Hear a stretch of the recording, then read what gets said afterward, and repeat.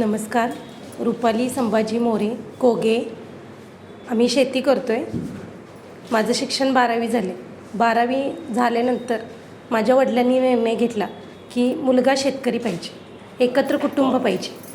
माझ्या घरात 19 सगळी मिळून आहेत. मोठे जाऊ म्हणजे आम्ही चौघं आहे, सासू सासरे. आता सासरे वारलेत. आम्ही सगळी मिळून शेती करतो आहे. उत्तम शेती करतो आहे, सेंद्रिय शेती करतो आहे. सर्व प्रकारच्या भाजीपाल्या, परत घरात काहीही खरेदी करत नाही आम्ही. तीळ वगैरे सगळं, मिरं, हे सगळी लागवड आम्ही घरीच करतो. आणि सगळी 19मधली 2 व्यक्ती सोडल्या म्हणजे सासू आणि सासरी, तर सगळी आम्ही शेती करतो. अगदी मुलं असू देत, मुली असू देत, सगळी आम्हाला मदत करतात. आता 2 मुलींची लग्न झाल्यात आणि 2 शिकतात. त्या घरात सगळं काम करायला मदत करतात. जनावरं आता 13 आहेत आमची. आम्ही सेंद्रिय शेती सगळी करतो आहे. त्यामुळं साधी गाय आहे आमची, जर देशी, तिचं शेण, गोमित्र ह्याचा वापर करून शेती करतो. नदीचं पाणी मुरून विहिरी वगैरे आजूबाजूला तयार होतात, तर एकमेव विहीर अशी 12 महिने विहिरीचं पाणी आम्ही नदीला सोडतो. मोरे हां आले असतील. होय हां झाडावर. होय होय, आमच्याकडे असतात भरपूर नाही शेती.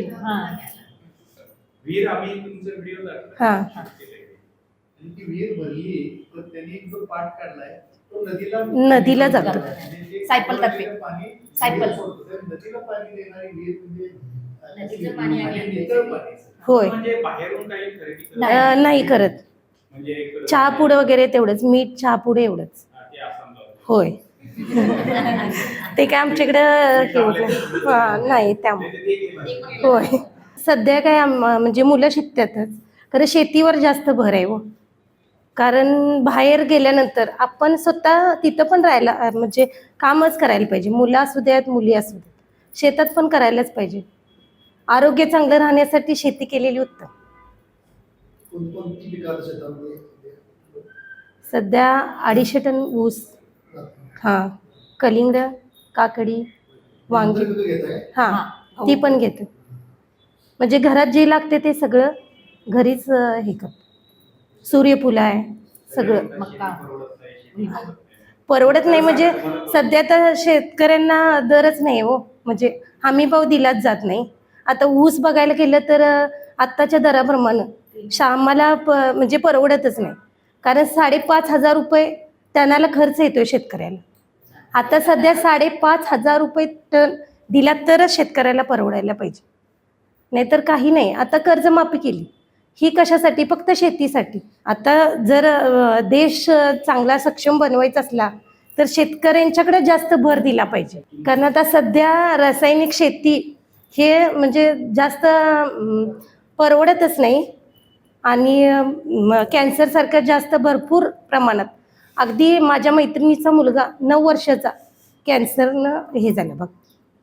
मग तसंच सगळी म्हणजे अगदी 9 महिन्याचं मुलं असू दे किंवा 90 वर्षाचा व्यक्ती असू दे, कॅन्सर भरपूर प्रमाणात वाढलं आहे.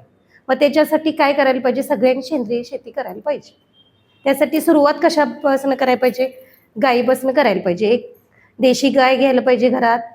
तिचं गोमित्र, शेण ते साठवलं पाहिजे, ते शेतात वापरलं पाहिजे. आणि त्याच्यापासून जी भाजीपाला असू दे, काय उत्पन्न असू दे, ते आपण स्वतः खाल्लं पाहिजे आणि मग इतरांना दिलं पाहिजे. आमच्या 2 नंबरचे दीर आहेत, ते सगळं शेतीत म्हणजे आम्ही जे पिकवतोय ते सगळं तेच बाहेर हे करतात. म्हणजे त्यांच्याकडेच बाहेर व्यापार हे करायचं, त्यांच्याकडे हे व्यवस्थित टेक्निकल पद्धतीने सगळं करतात ते. त्यांना विचारणार आहे तुमचा दिनचर्या सांगा ना. दिनचर्या आम्ही सकाळी 4:45ला उठतोय. 4:45ला उठायचं, जनावरांचं आवरायचं, जेवण करायचं. सगळे चौघी पण आम्ही, मग कुणी जेवण, कुणी धुणे भांडी हे करायचं आणि 9ला शेताला जायचं. 11:30 वाजता जेवायचं परत 1 वाजेपर्यंत शेतातली काम करायचे. घरी यायचं 1:30 वाजेपर्यंत. 1:30 ते 3 वाजेपर्यंत झोपायचं. परत काहीतरी जनावरांचं करायचं, परत शेतात जायचं. संध्याकाळी जेवण करायला आणि यायचं. मग प्रत्येकाचं आपलं आपलं एकत्र असल्यामुळं प्रत्येकजण आपले आपले कामं आवरते. संध्याकाळी 7:30ला सगळे एकत्र बसून जेवायचं. 8:30ला सगळ्यांनी झोपायचं. सकाळी परत उठायला.